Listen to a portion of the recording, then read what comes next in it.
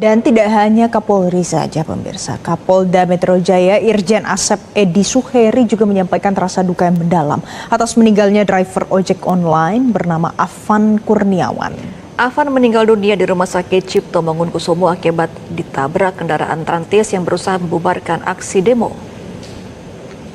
Nah, pemirsa, Kadif Propam Polri Irjen Pol Abdul Karim juga menyatakan kalau polisi yang menabrak driver ojek online Afan Kurniawan ini saat ini dia sudah diamankan. Ya, dan saat ini juga ada ketujuh oknum polisi tersebut tengah diperiksa dengan melibatkan pihak Kompolnas agar pemeriksaan berjalan transparan. Dan pemirsa, penjagaan ketat masih dilakukan di depan Makobrimob Polda Metro Jaya di kawasan Kuitang, Jakarta Pusat hingga Jumat pagi menyusul terjadinya insiden tertabraknya sopir ojek online oleh mobil Rantis. Jadi pemirsa, ini buntut dari insiden yang terjadi kemarin. Sampai pagi hari ini ada penjagaan ketat yang dilakukan di depan Makobrimob Polda Metro Jaya. Lokasinya di Kuitang, Jakarta Pusat.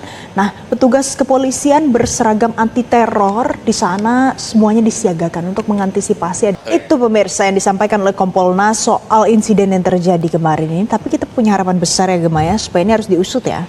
Jadi memang Kompolnas sudah dilibatkan supaya pengusutan bisa transparan dan juga bisa dapat keadilan untuk sosok Afan Kurniawan ini ya Valen, karena kematian Afan Kurniawan, driver ojek online yang tewas saat demo menyisakan luka yang mendalam. Ini tidak hanya bagi keluarga saja pemirsa, tapi bagi kami berdua juga dan juga warga sekitar apalagi yang ada di Indonesia.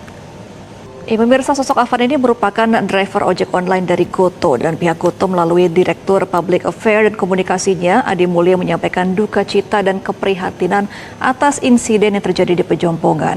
Menurutnya, Goto terus berkoordinasi dengan pihak terkait untuk pendapat atau mendapatkan kejelasan identitas dari korban.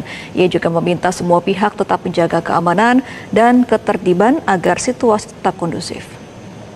Polisi menggerebek sebuah rumah di Johar Baru, Jakarta Pusat yang ternyata ditempati 3 terduga pelaku penculikan dan pembunuhan kepala cabang bank pemerintah. Ketua RT 05 RW 09 setempat mengungkap para pelaku sudah tinggal di wilayahnya selama 2 bulan terakhir. Berikut laporan terkait rumah yang ditempati pelaku oleh jurnalis Bianca Sumendap dan juru kamera Ridwan Bima untuk Anda.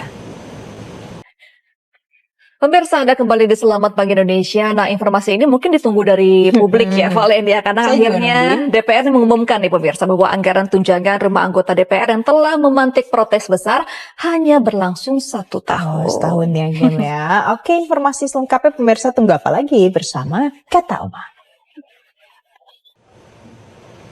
Selamat pagi pemirsa, inilah headline news pukul 9 waktu Indonesia Barat, saya Gemma Tanjung. Pemirsa, kerusuhan saat demo di Jakarta berujung tragedi. 10 polisi terluka saat mengawal aksi di depan gedung DPR, sementara seorang driver ojek online tewas terlindas kendaraan Rantis Brimob.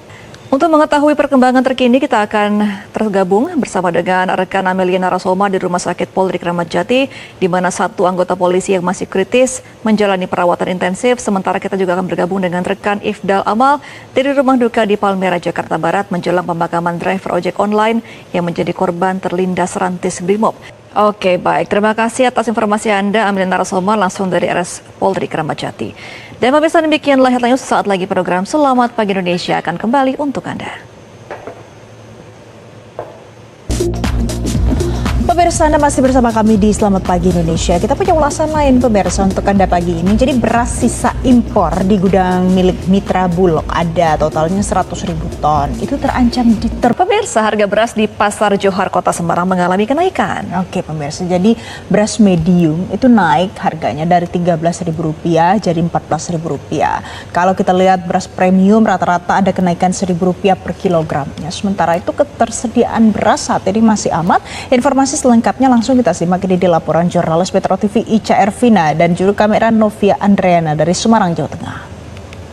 Tradisional saja ya Gemma, sebenarnya pasokan beras premium yang dijual di toko retail itu ternyata juga belum sepenuhnya kembali normal harganya. Iya, di e-commerce juga kalau dicari-cari juga masih banyak yang tidak ada, bahkan harganya naik banget melambung tinggi. Nah, kita akan hadirkan informasi dari rekan Bianca Sumendap di Minimarket sekitar Jakarta, pemirsa.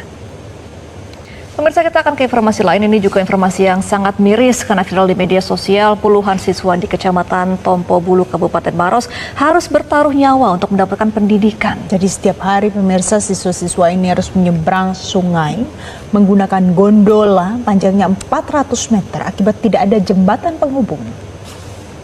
Ada informasi penting juga untuk Anda pemirsa pagi ini. Jadi sejumlah stasiun pengisian bahan bakar umum SPBU milik swasta, misalnya Shell, kemudian BP AKR, dan juga Vivo itu mengalami kelangkaan pasokan bahan bakar minyak atau BBM.